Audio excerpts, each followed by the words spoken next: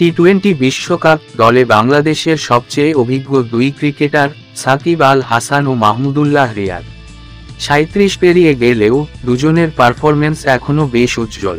দুবছর পর আরেকটি বিশ্বকাপে তাদের নাও দেখা যেতে পারে। সম্ভাবনা রয়েছে ক্যারিয়ারের ইতি টানারও। ২০২৫ সালের চ্যাম্পিয়ন্স ট্রফি খেলার পর অবসরের ভাবনার কথা জানিয়েছিলেন সাকিব। যদি তেমন হয় তাহলে এটিই তো শেষ বিশ্বকাপ। অভিজ্ঞ দুই ক্রিকেটারের শেষটা রাঙাতে তরুণদের প্রতিনিধি নাজমুল হোসেন শান্ত ভালো পারফরম্যান্স উপহার দিতে চান। বাংলাদেশ সাফল্য পেলেই ভালো স্মৃতি নিয়ে শেষ করতে পারবেন তারা।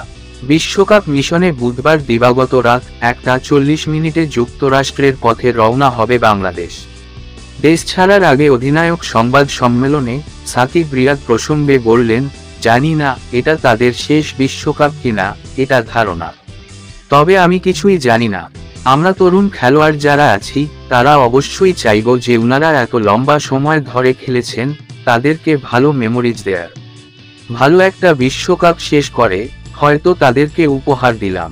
অবশ্যই এটা ইয়াং খেলোয়াড়দের দায়িত্ব এবং সবার মধ্যে অবশ্যই সে চেষ্টা থাকবে। অভিজ্ঞ দুই তারকারা থেকে বিশ্বকাপের মঞ্চে শেখার অনেক জায়গাও দেখছেন শান্ত। সাকিব ভাই, রিয়াদ ভাই, তাদের কাছে বাড়তি কিছু চাই না।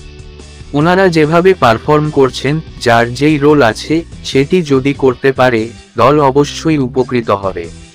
যেই জিনিসটা চাইব, ওনাদের যে অভিজ্ঞতা আছে ওটা যদি প্রত্যেকটা খেলোয়াড়ের মাঝে ছড়িয়ে দেন, তাহলে ছোট ছোট যে জায়গাগুলোতে আমাদের উন্নতির দরকার আছে তাহলে আমার ভালো অবস্থানে থাকবো।